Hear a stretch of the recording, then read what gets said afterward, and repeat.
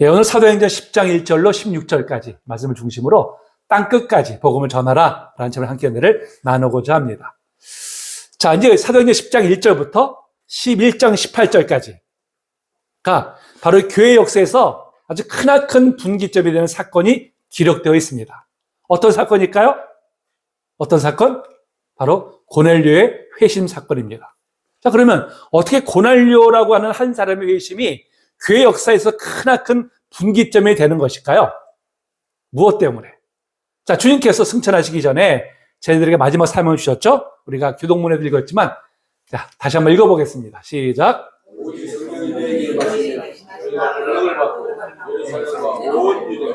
사마리아와 땅끝까지 이르러 내 증인이 되리라 하시니라. 아멘. 그렇죠. 바로 온 세상에 복음을 전하는 일이죠. 자, 우리가 지금까지 살펴본 대로 제자들은 예루살렘에 먼저 복음을 전했고, 그 다음에 이제 유대와 사마리아까지는 이제 복음을 전했습니다. 박해로 인해서 이제 각지로 흩어진 제자들이 가는 곳마다 복음을 전했어요. 그런데 그들이 전한 대상은 누구였을까요? 같은 동족인 유대인들에게 한해서 복음을 전했죠. 자, 사마리아에도 이제 빌립을 통해서 복음이 전해졌죠. 그래서 사마리아도 사실은 혼혈이긴 하지만 그 뿌리는 바로 이제 이스라엘 사람들이죠. 그렇다면 이제, 자, 남은 지역이 어디입니까? 남은 지역이. 어디요? 땅끝. 예. 땅끝이죠. 바로 땅끝이 남아있잖아요. 이 땅끝은 어딜 말합니까? 유대와 사마리아 지역을 넘어서 바로 이방 땅, 그 다음에 이방 사람들을 가리키는 것이죠. 물론 그 전에 예루살렘에 올라가 예배드린 후 고으로 돌아가던 그 에디오피아 내시에게 빌립이 성령의 지시를 따라서 이제 복음을 전하긴 했었습니다. 그런데 당장에는 그 한 사람으로 이제 국한되어 있었죠. 이 땅까지 복음을 전하는 일은 이를 통해 온 인류를 구원하고자 하시는 하나님의 뜻이기 때문에 뭐 너무나 중요한 일이죠. 또 반드시 이루어야 될 사명입니다. 바로 이 일이 고넬료를 통해서 시작되게 되었기 때문에 이 사건이 크나큰 분기점이라고 말씀을 드리는 것입니다.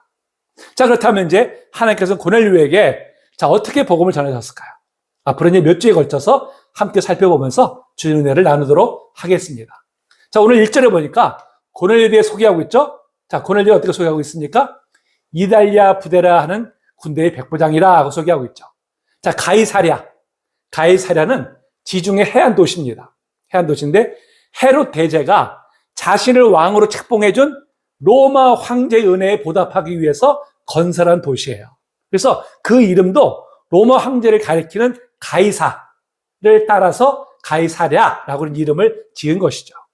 자, 이곳에는 이제 이 팔레스타인 지역을 통치하기 위해서 로마에서 파견된 총독이 거하는 관청이 있었어요.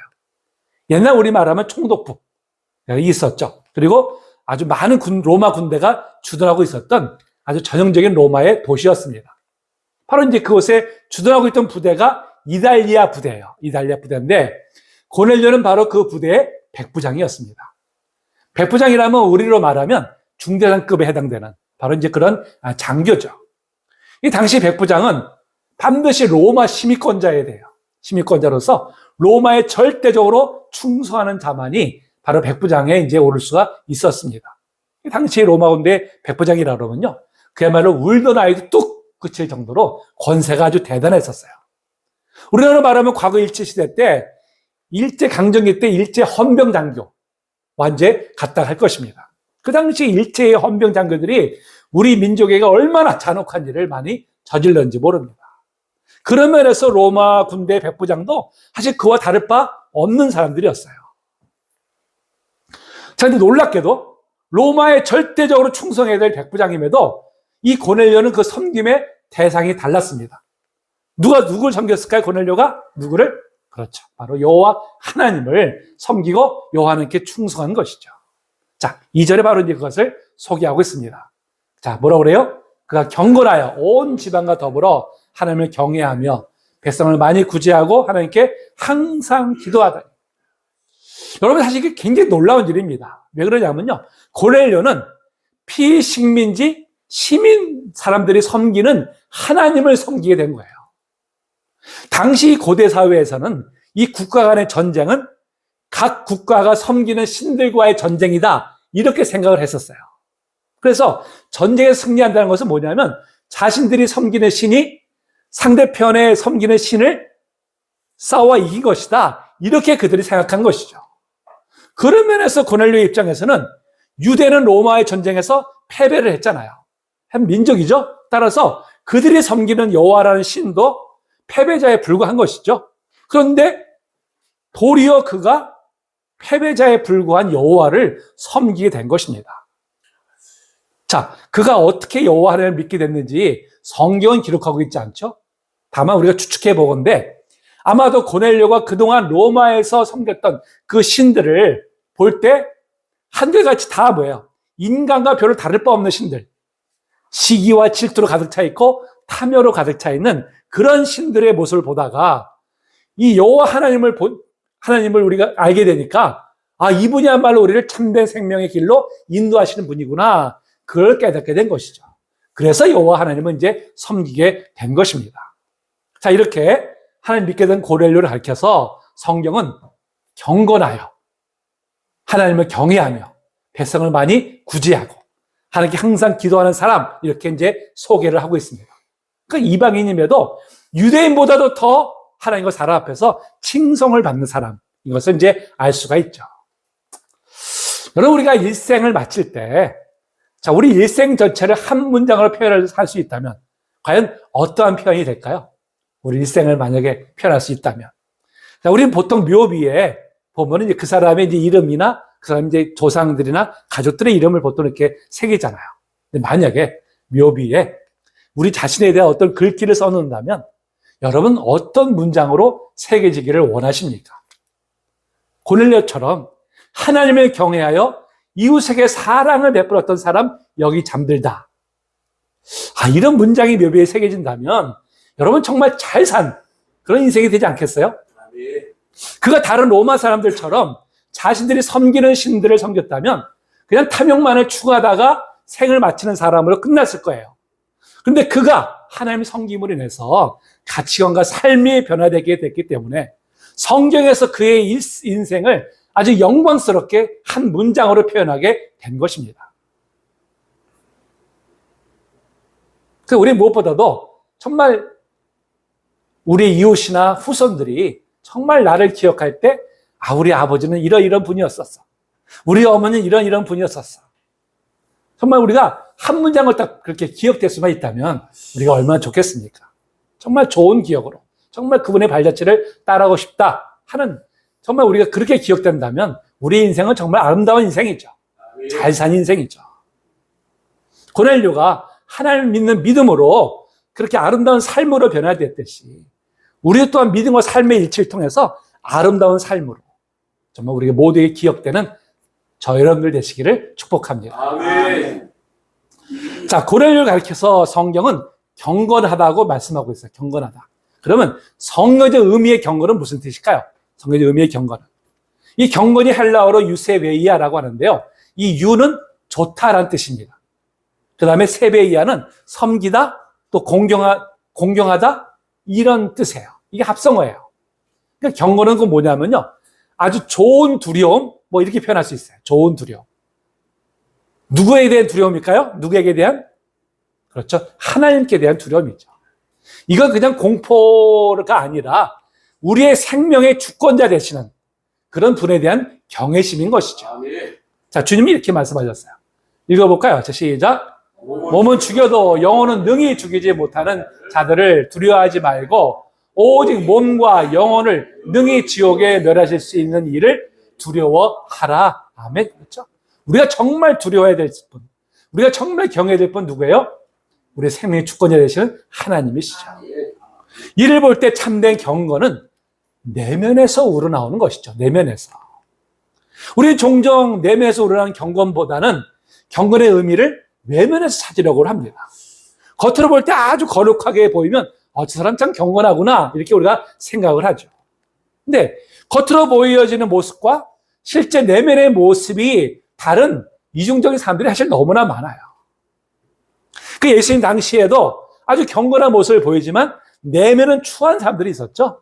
예수님 그들을 향해서 아주 매섭게 질타를 하셨습니다. 자, 이 말씀 읽어볼까요? 마태복음 23장 35절입니다. 시작. 25절. 화 있을진저 외식하는 서기관들과 바리새인들이여 잔과 대접의 것은 깨끗이 하되 그 안에는 탐욕과 방탕으로 가득하게 하는도다.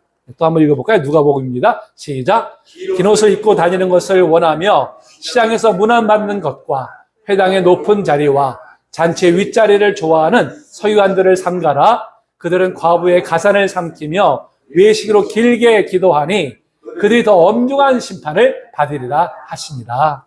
주님 뭐라고 말씀하십니까? 겉과 속이 다른 사람들을 질타하시는 것이죠.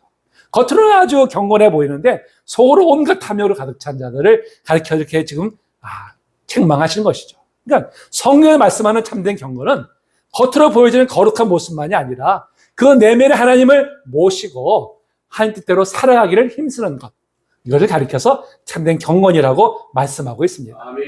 그럼 이 경건은 어떤 모습으로 나타날까요? 어떤 모습으로?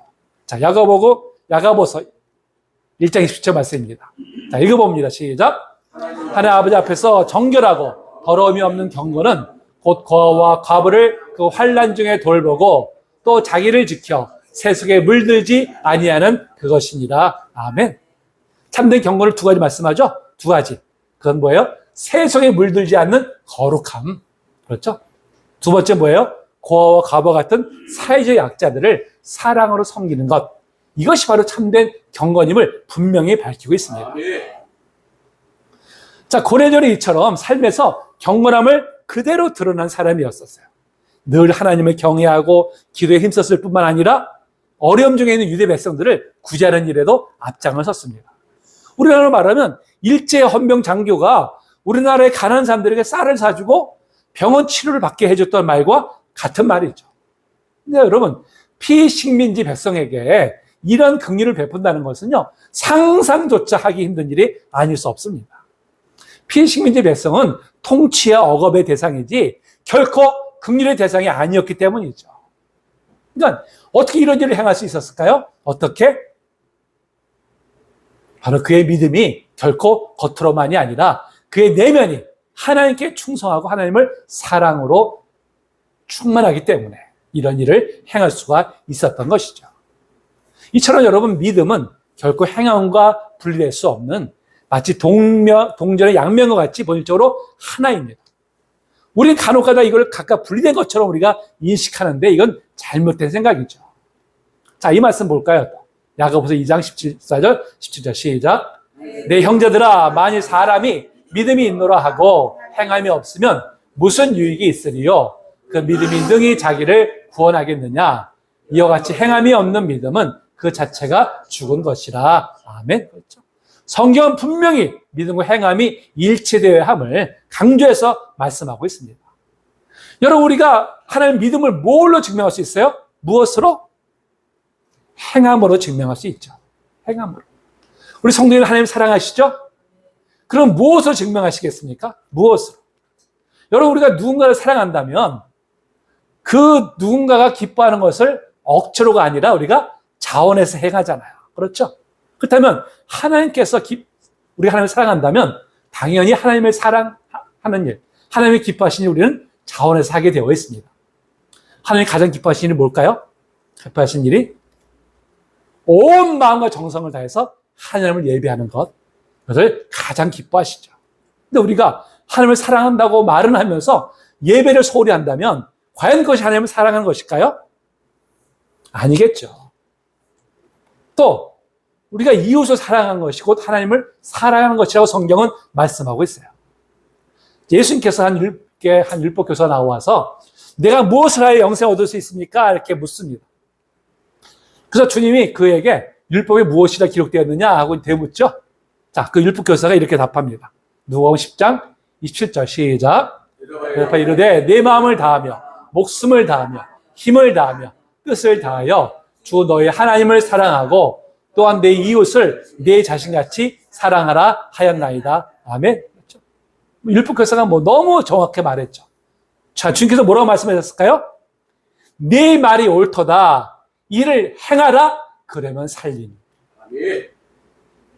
아무리 말씀으로 많이 갖고 있다고 할지라도 행하지 않으면 뭐예요? 그거는 참된 믿음이 아닌 것이죠. 말씀대로 행할 때 바로 우리가 영생을 얻게 될 것이라고 분명히 말씀하고 있어요. 우리는 하나님 사랑, 우리는 하나님을 사랑합니다. 무엇으로 증명할 수 있습니까? 무엇으로 나타나시겠습니까? 바로 하나님을 경외하는 것과 바로 이웃 사랑으로 우리가 이 사랑을 나타내야 될 줄로 믿습니다. 자, 이렇게 늘 기도와 구제에 힘쓰던 고넬료에게 어느 날 하나님의 천사가 나타나죠. 3절에 보니까 이제 환상 중에 하나님의 천사가 나타나서 고넬료야 하고 이제 부릅니다. 자, 제9시. 9시는 오늘 우리 시각이라면 몇 시일까요? 성경에서 시간은 플러스 6 하면 돼요. 그러니까 오후 3시. 바로 오후 3시를 이제 말합니다. 그러니까 당시에 이 경건한 유대인들은 하루에 3번 기도를 드렸어요. 3번 기도를. 아침 일찍이, 그리고 오후 3시, 그 다음에 저녁 해질 무렵. 이렇게 이제 3번을 정기적으로 기도를 했습니다. 그러니까 이 고넬료가 늘 경건해서 하나님과 교제에 힘쓴 것이죠. 정기적으로. 사실 그도 군대 백부장이잖아요. 해야 될 일이 많아요. 자, 그럼에도 불구하고 시간을 딱 정해가지고 하나님 앞에 기도했다는 건 정말 대단한 것이죠. 대단한 믿음인 것을 우리가 보게 됩니다. 바로 그에게 이제 천사가 나타나죠. 갑자기 천사가 나타나니까 얼마나 놀랐겠어요? 얼마나 두려웠겠어요? 자, 그때 천사가 뭐라고 얘기합니까? 두려워하지 말라. 자, 네 기도와 구제가 하나님 앞에 상달되어 기억하신 바가 되었다고 이제 말합니다. 그가 행했던 모든 일들이 다 하나님 앞에 이제 상달이 됐는데 하나님께서 기억하신 바 되었다고 말하고 있어요. 기억하신 바 되었다. 자, 여러분, 느헤미야가요, 고국으로 돌아와가지고 하나님 나라를 위해서 아주 큰 일을 행하죠. 근데 행할 때마다 그가 아주 일관적으로 했던 그 기도가 있어요. 자, 한번 읽어볼까요? 시작. 내 하나님이여, 내가 이 백성을 행하여 행한 모든 일을 기억하사 내게 은혜를 베푸시옵소서. 내 하나님이여, 이 일로 말미암아 나를 기억하옵소서. 내 하나님이여, 나를 위하여 이 일도 기억하시옵고 주의 크신 은혜대로 나를 아끼시옵소서. 자, 뭐 어떤 기도를 드렸어요? 기억해달라는 거야, 자기가 행한 일을. 자, 왜 이런 기도를 드렸을까요?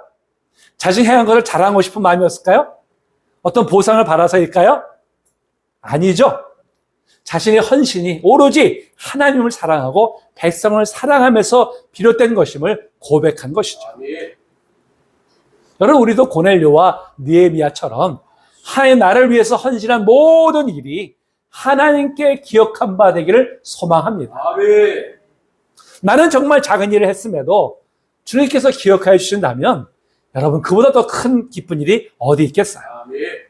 네가 나를 위해서 한 일을 내가 다 알고 있다는 주님의 음성을 들을 때 정말 뛸 듯이 우리 기쁠 것입니다. 오직 하나님을 사랑하는 마음으로 행했던 모든 헌신과 희생 반드시 주님께서 기억하여 주실 줄로 믿습니다.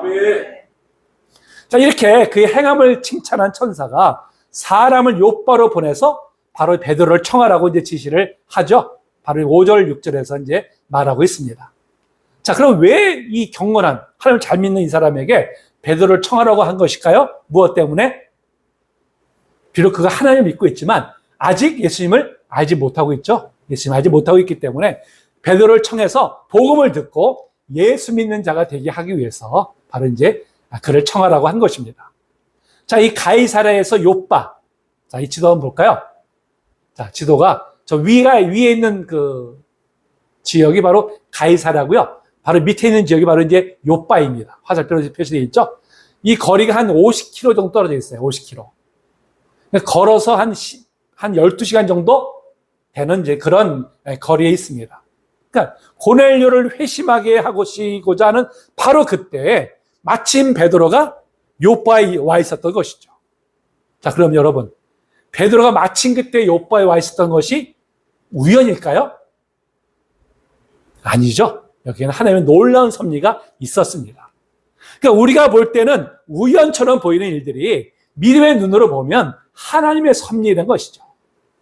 만약에 베드로가 요한과 함께 예루살렘으로 올라갔다면 고넬료를 만날 수 있었을까요? 만나지 못했죠. 자, 루다나 욥바에 베드로가 가지 않았다면 고넬료를 만날 수 있었을까요? 자, 루다로 베드로의 발길을 인도하신 분도 주님이시고 욥바로 인도하신 분도 주님이십니다. 가이사랴에 가장 가까이 있게 함으로 고넬료를 만나게 하신 분도 바로 주님이시죠. 참 이를 볼 때 하나님께서 하시는 일은 정말 신묘막측해서 우리의 지혜로는 감히 측량조차 불가능하죠. 그때는 우리의 눈으로는 그저 그냥 우연히 일어났구나 이렇게 생각할 수밖에 없는 것이죠. 그러나 우리의 시각으로는 우연히 일어난 일이라 보여지는 일일지라도 하나님 안에서는 필연적으로 일어날 수밖에 없는 일임을 우리는 이제 훗날 알게 되는 것이죠.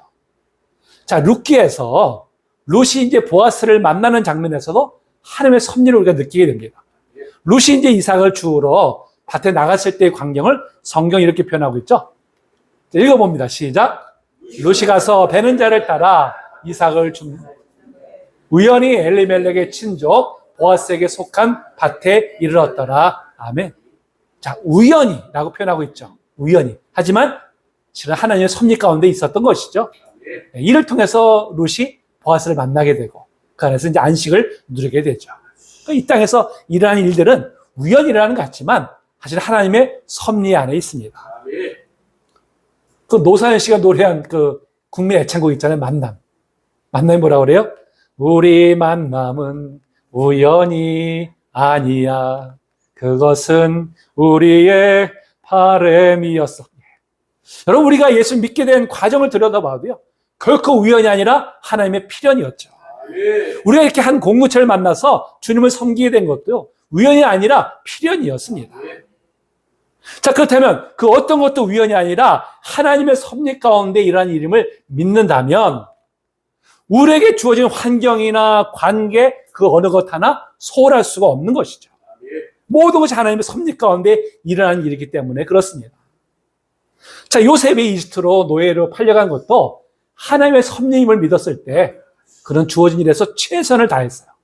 결국 이집트의 총리 자리에 올라서 많은 사람들의 생명을 살리는 축복의 통로가 될 수 있었습니다. 우리도 우리에게 주어진 모든 일들에 최선을 다하는 것이 바로 우리로 하여금 그런 환경으로 인도하신 하나님의 뜻을 이루는 길이 됩니다. 그 어떤 것도 우연이 아니라 하나님의 섭리 가운데 있음을 믿는 믿음으로 주어진 모든 것에 감사하면서 최선을 다할 때 바로 우리에게 향하신 하나님의 뜻을 이루게 될 줄로 믿습니다. 아멘.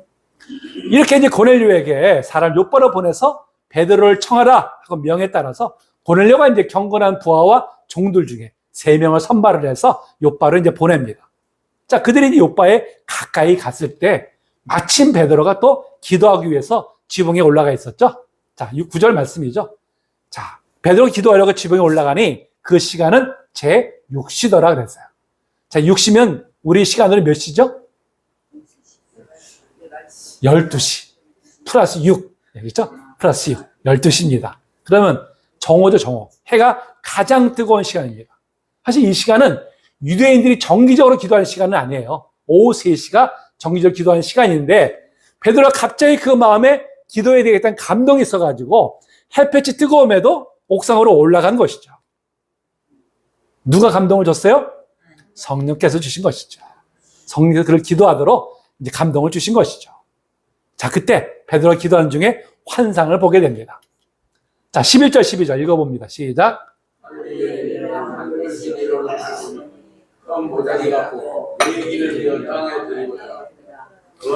땅에 있는 각종 네 발 가진 짐승과 기는 것과 공중에 나는 것들이 있더라. 예.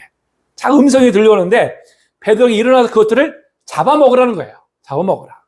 근데 베드로가 뭐라고 그랬어요? 지금껏 속되고 깨끗이 아니한 것을 결코 먹은 일 없습니다 하고 이렇게 말을 하죠. 자, 이는 유대인들의 이제 정결의식에 관련된 일입니다.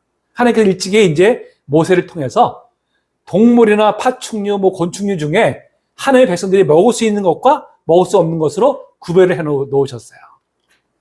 신명기 14장 3절에 보니까 너는 가져간 것은 무엇이든지 먹지 말라. 너희가 먹을 만한 짐승은 이러하니 소와 양과 염소와 등등등등 이렇게 말씀하고 있죠. 그러니까 유대인의 이 율법에 따라서 정결한 것과 부정한 것으로 음식을 구분해 놓고 부정한 것을 아예 먹지 않았어요. 아예. 베드로도 유대인으로서 어릴 때부터 이런 율법을 철저히 따랐던 것이죠.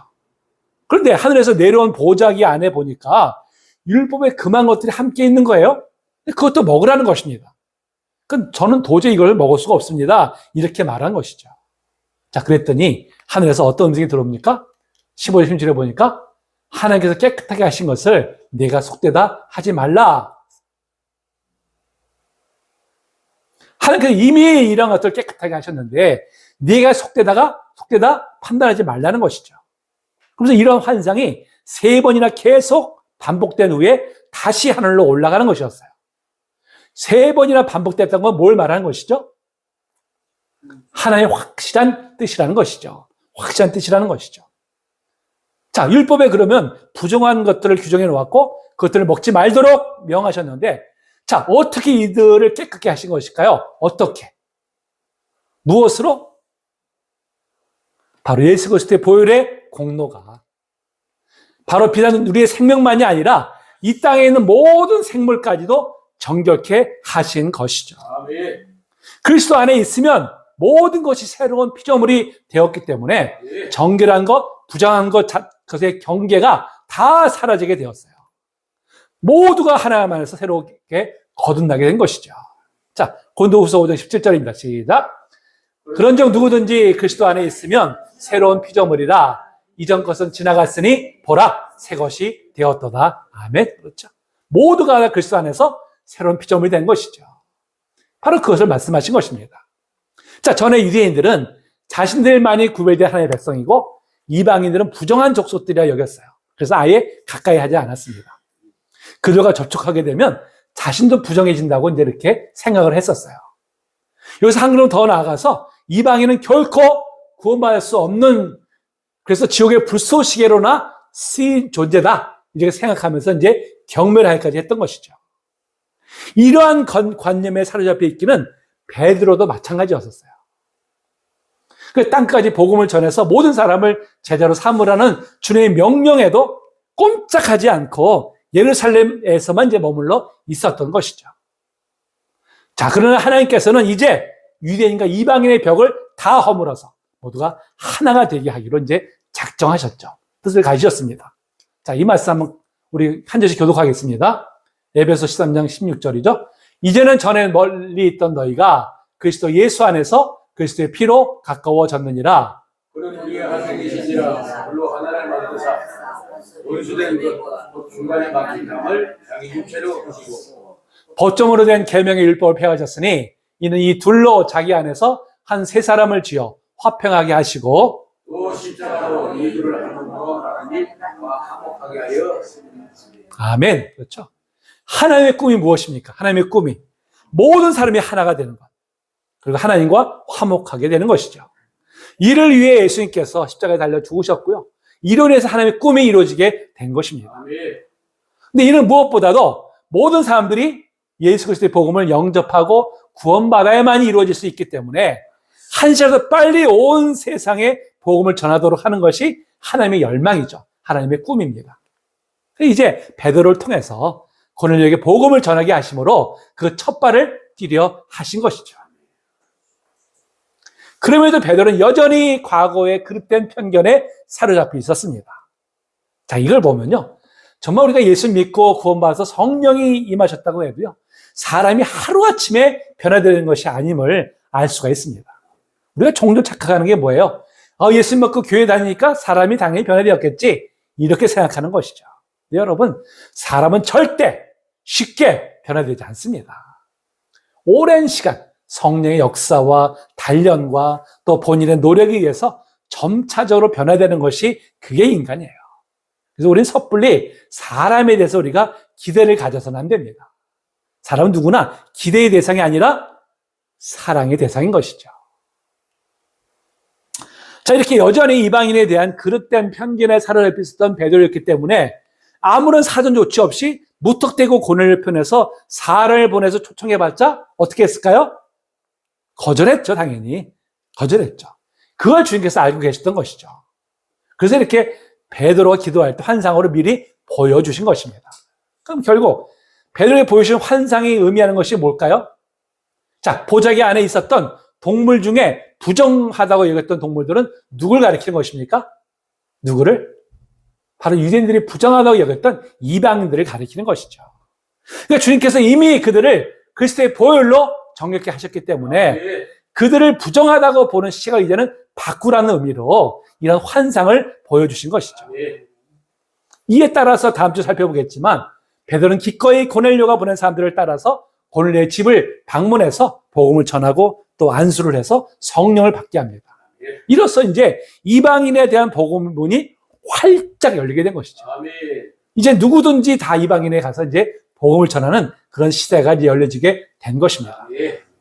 만약에 베드로에게 사전의 환상을 통해서 보이지 않으셨다면 베드로는 선뜻 따라가지 못했을 것입니다. 그러면 고넬료가 복음을 듣지 못하게 됨으로 인해서 그만큼 이방인 전도는 늦어졌을 거예요. 그러니까 하나님께서 얼마나 치밀하게 모든 일들을 마치 톱니바퀴가 맞물려 돌아가듯이 역사하셨는지를 이를 통해서 우리가 역력히 알 수 있죠. 그만큼 온 세상 사람들이 복음을 듣고 변화되어서 이 땅에 하나님 나라를 이루는 일을 하나님께서 얼마나 소중히 여기시는지 우리가 새삼 깨닫게 됩니다. 이제 주님은 땅끝까지 복음을 전하는 사명을 바로 저 여러분이 맡기셨어요. 아멘. 교회에 맡기셨죠.